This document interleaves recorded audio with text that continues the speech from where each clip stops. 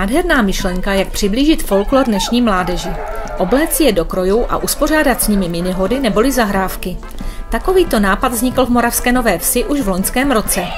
Základní škola ve spolupráci se slováckým krůžkem provedla žáky a žákyně celým procesem pořádání hodů a jejich příprav. Krásné rozloučení se školou a uvedení do středoškolských let.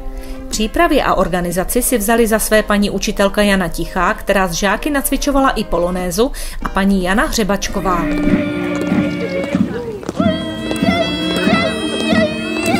Ten nápad vzešel vlastně od Jany Hřebačkové a protože jsme spolu kdysi dávno stárkovali a chodili v kroji a do chasy a na hody, tak prostě to naše kamarádství pokračovalo a říkal jsem si, jo, to je moc dobrý nápad. Jednak proto samozřejmě, že máme ten verbuňk v UNESCO zapsaný a jednak, že je to krásná tradice.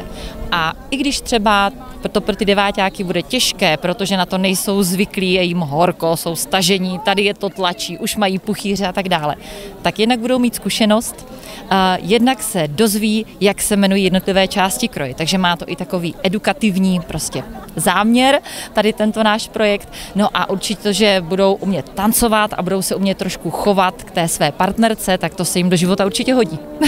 Jak šlo nacvičování, jak dlouho jste nacvičovali, jak dlouho jste se připravovali?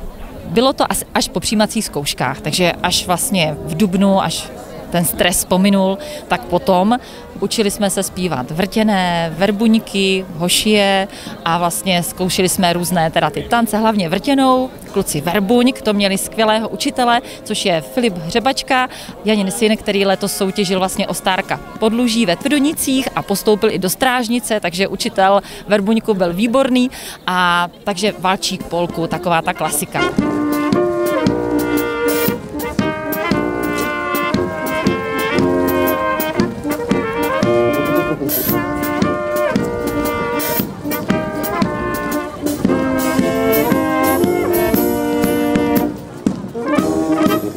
Jak se zapojila chasa? Zapojili se tak i dospěláci někteří. Měli jsme společné tancování a vlastně takové odpoledne a samozřejmě při přípravě tohoto celého areálu a hlavně jeli pro máju, chasa a naši kluci se k ním přidali, strůhali tu máju, zase holky z chasy s našima holkama z 9. třídy chystali to solo, ty mašličky a vlastně takhle spolu prostě interagovali, aby to prostě fungovalo. Nápad vznikl u paní Jany Hřebačkové, jenže kde sehnat tolik krojů?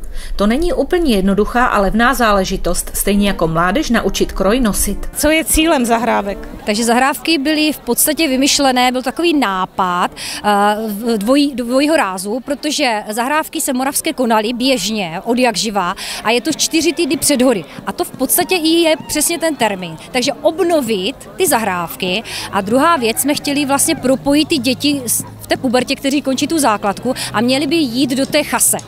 A najít vlastně takové nějaké propojení mezi těma dětma a tou chasou. Že vlastně, aby je seznali, aby si zkusili ten kroj a že pak si řeknou třeba, to je fajn, jako z děcka známe, umíme to, že by to bylo fajn v tom kroji chodit. Takže cílem té akce bylo dětem vysvětlit, oč jde, aby ty naše folklorní tradice znali, už se mezi sebou propojovali ta chasa, museli se sejít i na to tancování, takže tak nějak se seznamovali a musím teda říct, že je to strašně krásné, protože včera si přišla vyzvednout holčina s 2 ještě kamarádkama z deváťáků kroj a už se mě prosili, jestli by je šlo půjčit, že by chtěli na hody. A to je vlastně to nejkrásnější, co jsme si z toho přáli.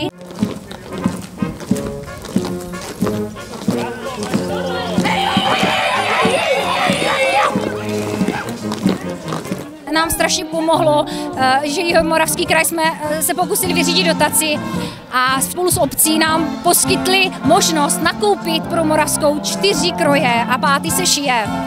Dneska jsme je tady už představovali a umožní to vlastně dětem, které třeba rodiče nechtějí, neholdují tomu, nemají na to finance, že si můžou dojít půjčit do toho slováckého krůžku a že můžou s náma jít v tom kroji. Kdo vám s těmi zahrávkami pomohl? Komu bys chtěla poděkovat, kdo vám s těmi zahrávkami pomohl? Asi všem, protože tady ty, jenom třeba ty ženské, ty oblékačky, já jim říkám oblékačky, doufám, že to není hanlivé, ale jsou naprosto skvělé. Třeba tady toto je disciplína oblec, ty holky, které, oni mají holku, kterou nikdy neviděli. Oni se dozví až tady, koho oblékají. Mají kroj, který nikdy neviděli. a ten kroj je z půjčovny, to znamená, není úplně standardní a není na tu holku. Takže udělat z těch holek krásné krojové panenky, aby byly rovnocenné té chasetem a podařilo se jim, jsou nádherné, tak třeba tady tím ženským. Samozřejmě obec, že nám poskytla velkou celkem dotaci na to, Jihomoravský kraj jako neskutečné, že jsme to vyřídili celkem velkou dotaci, takže to taky. A já teda osobní poděkování, já jsem to i zmiňovala, mojemu muži, protože to je šéf slováckého krůžku a bez jeho optimismu, toho, že ví co jak zná to zhodu, co jak zařídit, na co nezapomnět, tak bez něho by to nešlo teda. Obléci si kroj i obout boty, umět v něm chodit, tančit, vystupovat před lidmi, přitom plnit všechny povinnosti krojované chasy, to je velká zodpovědnost, které se deváťáci učili. Co na to říkají? Přineslo mi to hodně zážitku, si myslím. Je to zábava, tančit to, ten verbuňk je těžší, ale myslím si, že to je dobrá zkušenost do života. Podle mě je to velmi dobrý zážitek a je v tom docela horko, ale jinak jako jak pofukuje ten větříček, tak to je velmi příjemné a konečně jsem se naučila tancovat pořádně. Takže co ty jako spolužačka říkáš na to, že kluci zatančují tak těžký verbuň? Já bych řekla, že jim to velmi moc šlo a že na to, že je to taká první zkušenost, tak to zvládli velmi dobře.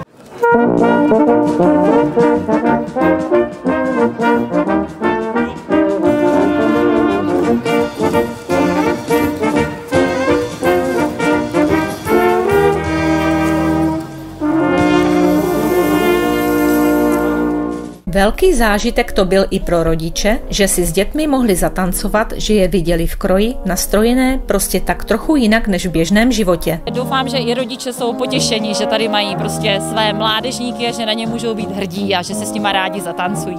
Folklor je pro Moravskou Novou Ves základem a jakýkoliv nápad na jeho udržování se cení.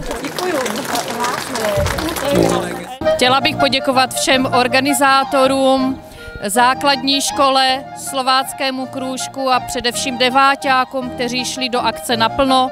Chtěla bych dále poděkovat Jihomoravskému kraji za dotace, které nám poskytl na zakoupení 4 kompletních krojů, které nadále budeme využívat pro takovéto akce.